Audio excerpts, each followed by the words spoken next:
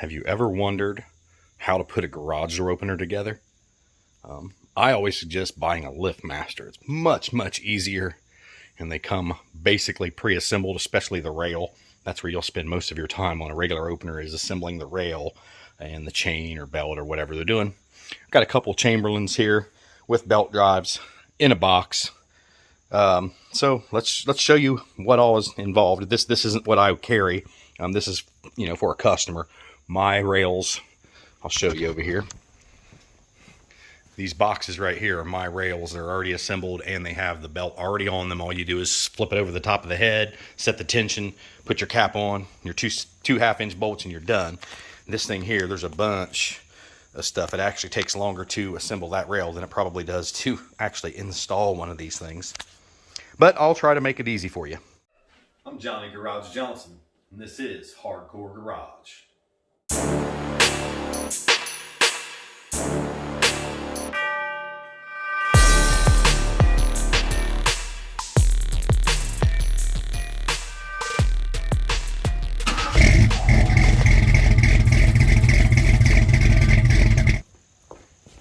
Let's see if we can do this without reading instructions. First thing you want to do is kind of lay everything out. Get your boxes all tore apart, all your trash out of the way, your head set up where you need it, and kind of spread out your parts. These are what we're going to be using here and that belt to do this. These are fairly easy to put together. You'll notice there's a hole on one side of the rail. So what you want to make sure and do is that hole matches on every one. See how that one's not that on the same side? So you want to flip it over so when you put them together, they all match.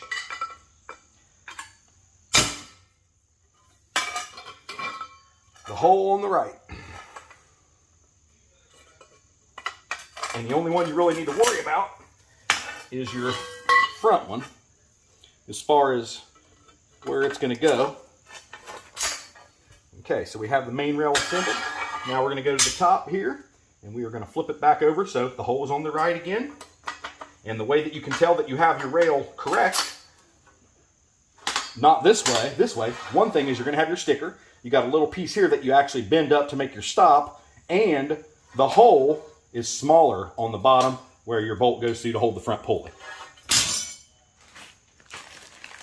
Now we'll open up the box here. We'll go ahead and we're going to put this guy on the back. This is the front again where the pulley goes. So we'll slide this all the way forward, and you want holes to the right. It's going to be flat on the bottom, so get that in there right. All right. Let's bring it back up this way. I may rearrange here how we're doing everything just so you guys get a better view of what's going on. There's our pulley, our tensioner,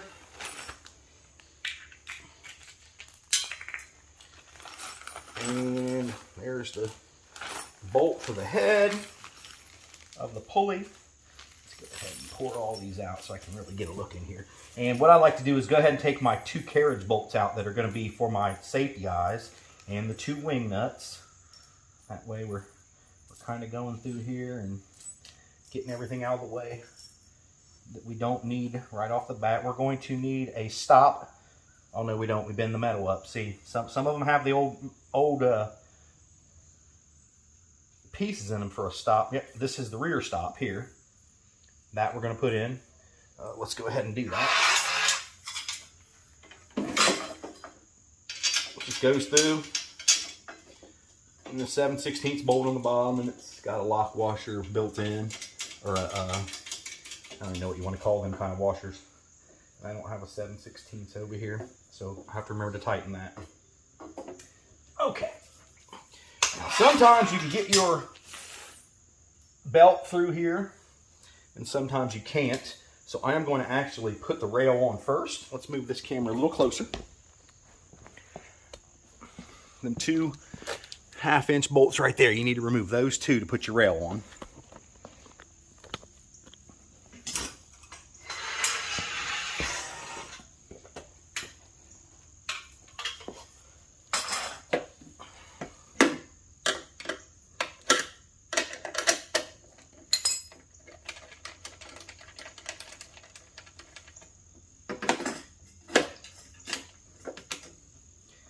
And sometimes this is a little difficult to get in here because of the angles. What I like to do is lift the back of the opener slightly. A lot of times there's a little foam block or something you can stick in here, any kind of cardboard, to get that back end up and leveled out. Will help this screw go in a lot smoother. Bolt, sorry, it's not a screw. Go ahead and tighten those down.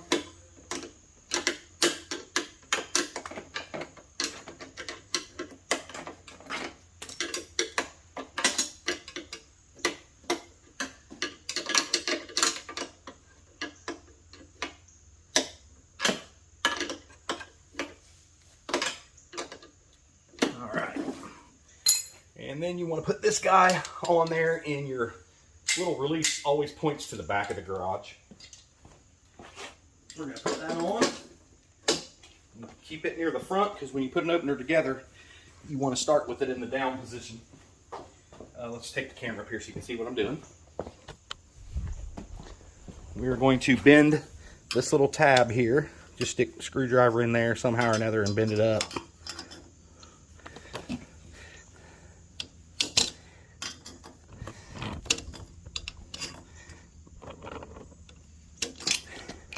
Now you can see, if you can see it sticking up there, little tab. What that does is that keeps that from going any far forward. Push that right up against that. Next, we'll put the belt on.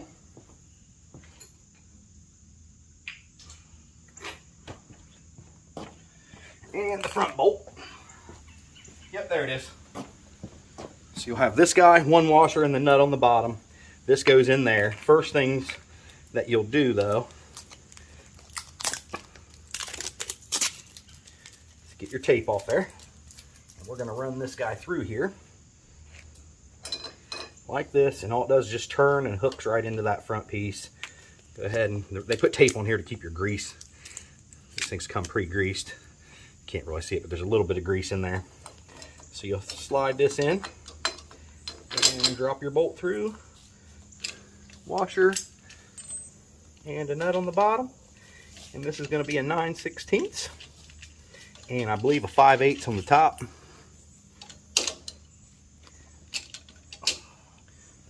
And we don't need to tighten that yet. We're just going to roll this around.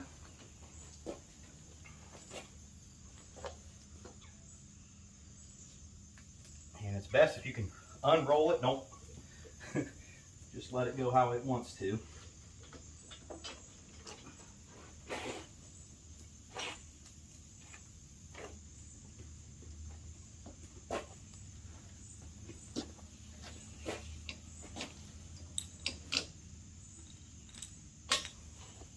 And this end hooks to your little connector piece, your adjuster. And you'll use a Master Links. Can you see it? Super easy to put these on too. Just use your fingers.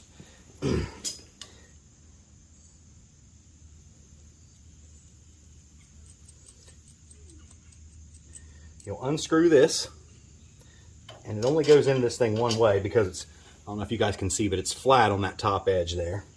And there is a flat spot in here to make it go on there. Stick it through the hole.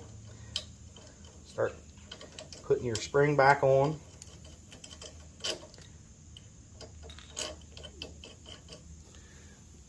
I'll show you this after I get her all together here. Master. There. Put this guy on.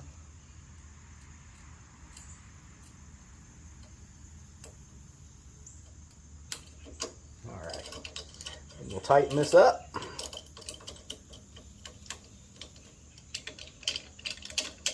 Finger tight. You don't want it too tight. Let's go here. Okay, so I unscrewed this off of the piece here, and then shove this piece through the hole there, and only goes in one way, and then screw this back on. Now, you won't be able to do that once this has been expanded, and we're going to do that next, because I think I've got her pretty close. So to do these, what you're going to do is turn this guy, and there's little notches right there. With your screwdriver, just push those back, turn it around, and it'll line up with that little hole. You'll hear this thing pop. Maybe. Sometimes it'll pop, sometimes it takes a little bit of work. You can always smack it with a screwdriver or hammer here.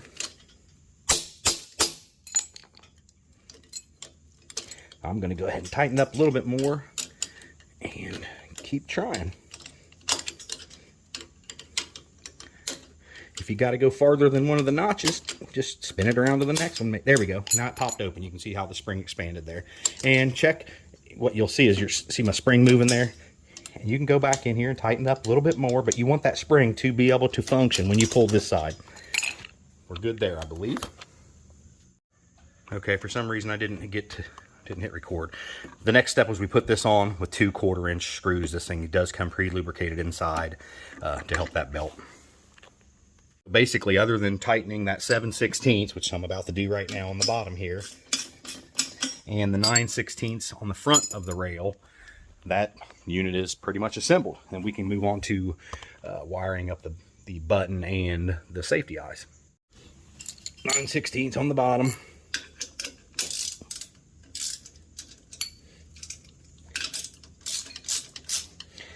5/8 on the top. Tighten her down. It's got a space in it, so it can't be over tightened. So you can just make her snug. So what we'll do now is we will assemble the eyes. And first thing that you do on those is you want to cut them apart. Got this little yellow piece here. Just kind of cut that off. Make sure you don't cut into your wires. Throw that away. Then you'll be able to separate them. Get that yellow crap off there. You'll want to straighten these all out. All right, and I leave the wire on there, or the wire tie or whatever, temporarily, just till I get them to where I need, just to keep the wires nice and neat. Assembling these, you don't have to do this, but my garage is heated and cooled, so it's always nicer to do it here than to be freezing or sweating your balls off at somebody's house.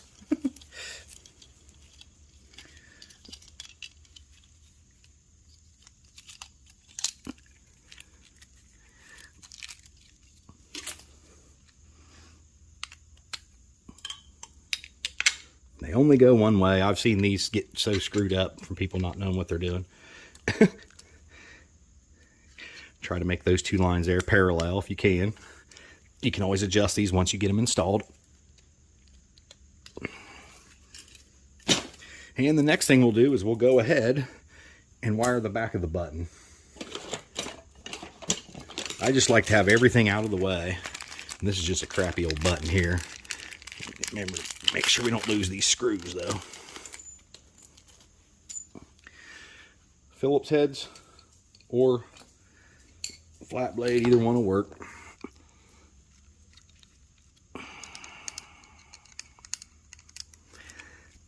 A little bit shaky, ain't I? Okay, so then we'll take this and we'll release a little bit of it. Here's where fingernails come in handy. Peeling your wire back. Strip a little bit off there. And then you take that little, if you don't know what that little hole on there is for, it's to bend your wires.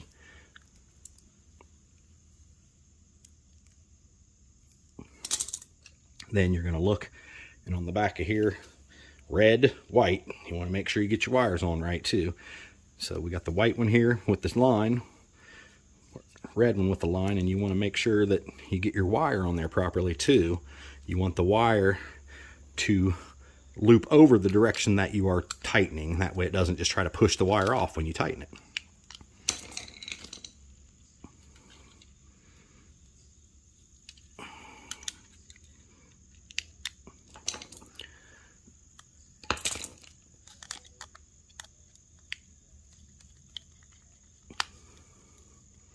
All right, so now our wires are ready.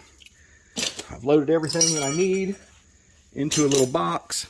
It comes with one remote. I hook it on the side of the box. Hook it on the side of the box. This is my box of parts. I'm going to put this bag of bolts, or bolts all the way back, and I won't use this thing here. We use way better brackets than those. And I'm going to put this on, and we're done.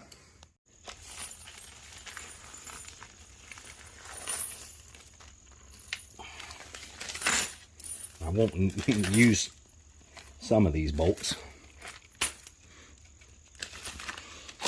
And what I'll do is I will write a number on my box here, like a number 1 or 2, and then I will also write it on the top of this thing just so I'd know the difference between the remotes mainly.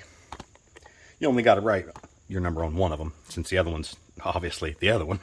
Then I pulled down on the release and slid it all the way back, and I'm going to put the rope on. Just, again, so everything is done. This is super easy too. Put it through one little freaking knot here, and then I just take and wrap this around so it doesn't fall off when I'm driving. And put this back through my rope like that. And that's basically how I will have it, and I'll load that on the top of the rack. And we'll be ready to go when we get there. One more to install, or assemble, I should say, but not as bad as it seems. I know if you've never done it before, you're going to be in that manual, and it's going to take you a while. I've seen it take, 2 hours for just a general contractor to put one of these together, and that's a bit ridiculous. So, hope that helped you guys. Take it easy. Keep on trucking.